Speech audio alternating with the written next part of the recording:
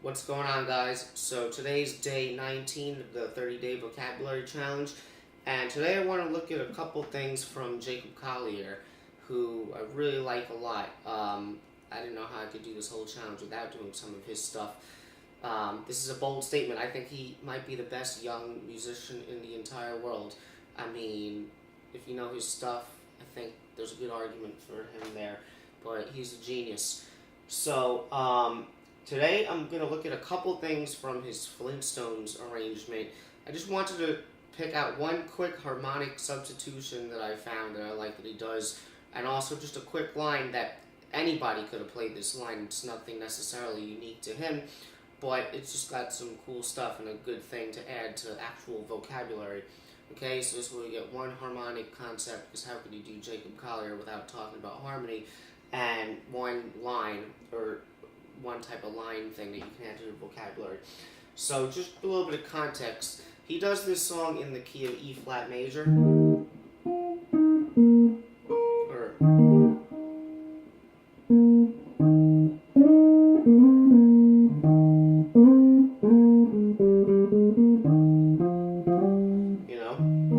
so the part to understand is there's another part of the song. It kind of stays in the tonic, and then it goes into this dominant cycle where it's basically like G7 to C7 to F7 to B flat 7. Okay, so let me just play this part for you. It's going to start a couple seconds before, but there's a substitution towards the end of it, like with the B flat 7. That's the part that I want to talk about. Okay, so here it is. So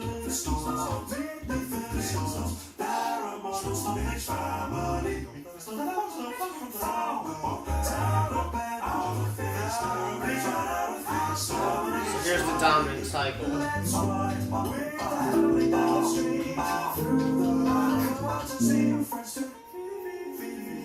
Okay, so that little thing. Now obviously he, with production, uses a lot of vocal tracks and layering and has these vocals being sustained. You can't really mimic that on one guitar here, you know? Or something like that.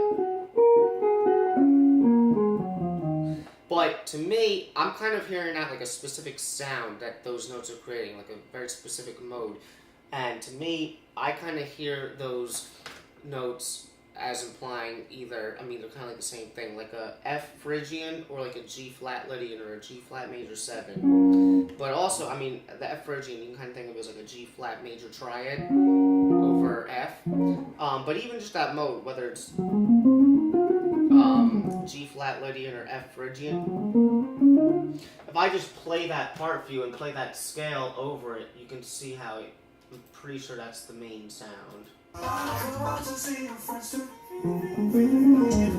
know, it goes by really fast, but that's mainly what I'm hearing. If I'm incorrect, then please feel free to correct me. But either way, sometimes even if you're not correct, although I think I'm pretty close to correct, even if you're like close, it can kind of inspire you to pull some concept out of, because that's what I'm taking from this. Basically, instead of going almost to the last dominant chord, because remember it's G7, C7, F7, B flat 7, but instead of going F7, you can go up a half step to G flat major 7. So that's kind of like the device, and you can use that on a dominant cycle. So these dominant cycles in this key relates exactly to the tonic chord, which is E flat major, to the same way the dominant cycle in the original rhythm changes key relates to that, because in rhythm changes, because again, in this one, the dominant cycle starts a major third above, because the key is E flat major, and you start on G7, which is a major third above.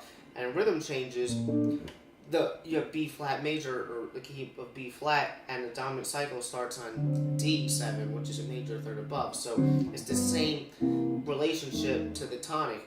So if we were in the key of rhythm changes and we wanted to apply this, you basically have something like D7, G7, C7, and then D flat major 7, which brings you back to the tonic. To give you some context.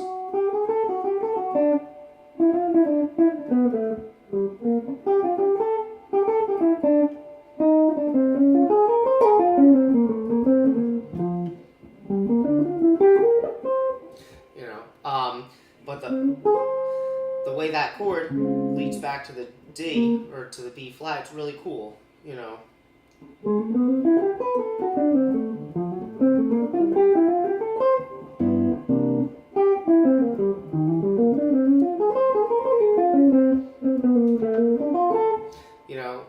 My lines suck right now, but hopefully you can kind of hear it. It's something really cool that you can experiment with. And it's cool because if you think of it more like a major 7 leading back to the original chord, which I like to think of this chord a lot of times as like a tonic dominant chord, but even if you think of it as regular B major, it's kind of like you're approaching it in a parallel sense, and you have a major chord moving to a major chord, and that's been a common theme apparently from a lot of these things I've been learning during this challenge. I've been finding a lot of things I like in a way seem to relate to parallel moving chords. So I think that there's some more stuff to look at with that stuff.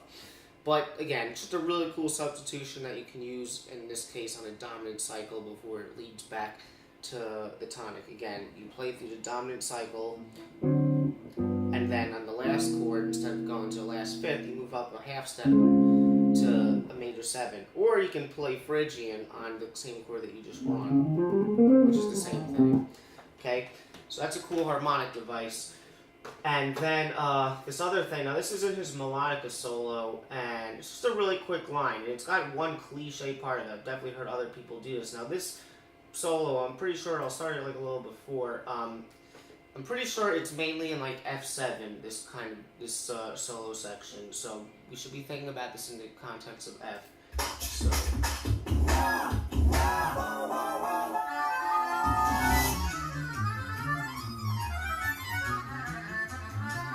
Okay, right now. Okay, so at first I heard it a little differently, but now what I'm hearing, if I broke it down super slow,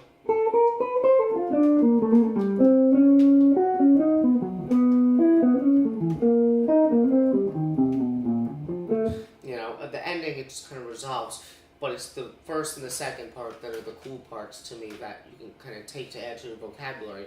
So I kind of originally thought of this as like an F major triad where it's kind of just has chromaticism moving from like the 3rd to the 5th, and then from there kind of going down a triplet.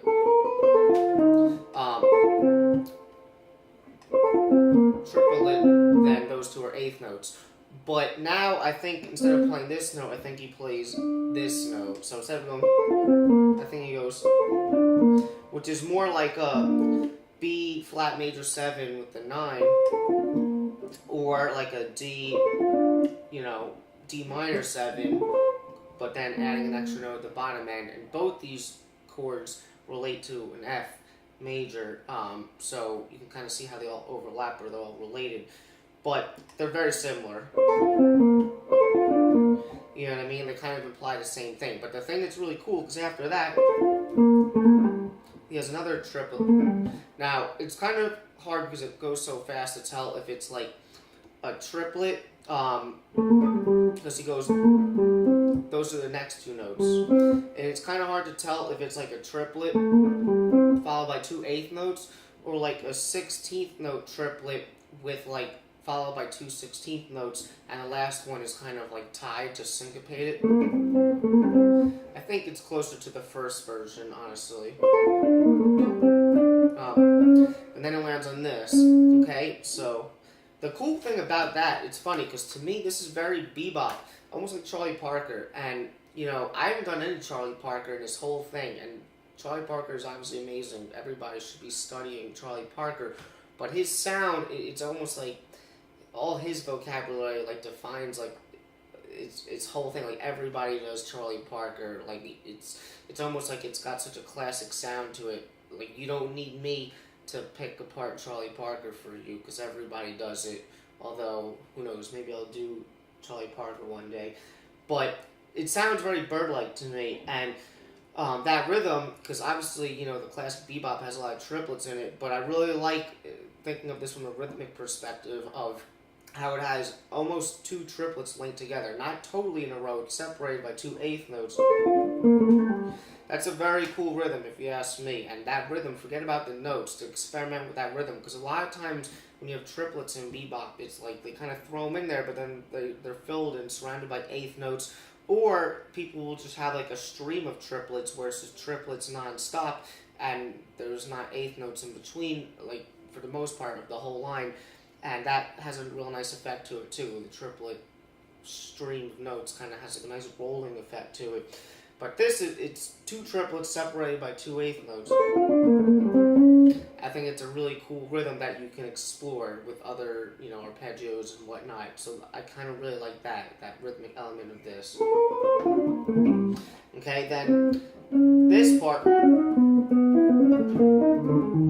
that sounds very, I've definitely heard that line from other players before, so he probably copped that, even if his ears just copped that subconsciously from someone. And again, if you relate this to F, it kind of can relate to the key of B flat as well, but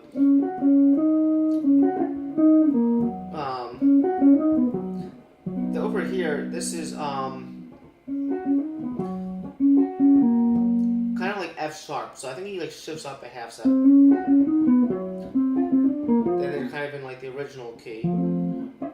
But it's here's an F major triad, but then it's also it's B flat major triad. So again, the B flat major triad obviously relates to F major, so he's kind of playing around with those chord substitutions. Then he moves down a whole step. So he's just taking a structure and basically moving it down parallel. So again, I guess if you wanted to, you kind of think of harmonically, the implication behind this is it's some sort of parallel structure that he's moving down, and parallel harmony I think sounds really cool. And it's eventually just, again, it's all about a pathway that you take. As long as your destination is the right, that you land on the right thing, this parallel harmony stuff can sound cool. So I think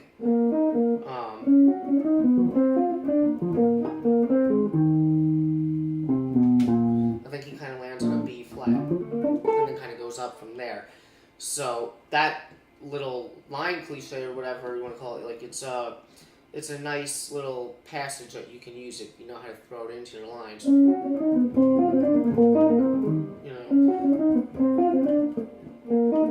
Goes down a half step, then a whole step. So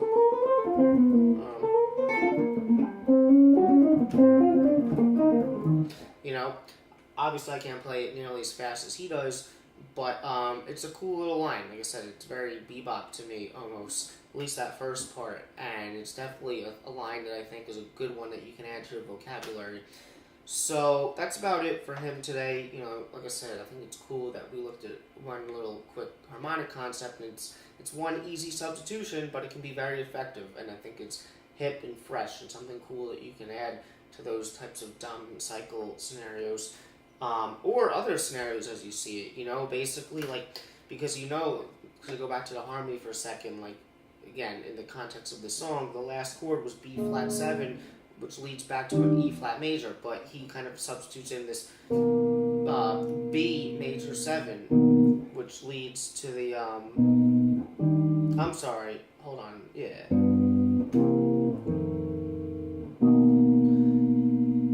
Hold on a second. You know what? No, yeah, I had this a brain fart for a second again. He substitutes in, wow. Yeah, instead of playing B flat, instead of playing B flat dominant 7, he goes down to G flat major. So what you can think of, because this would be the 5 chord leading to the 1, you could think of, instead of having a 5 chord, you go down a major third from that and play a major 7. Or it can just be a minor third above the root of what you're approaching. So in the context of a 2-5-1, that means you can have something like F minor, G flat major to E flat major, okay? So it's a nice little substitution that you can use on a dominant chord, basically. So that's about it. So I hope you enjoyed that, and I'll see you tomorrow.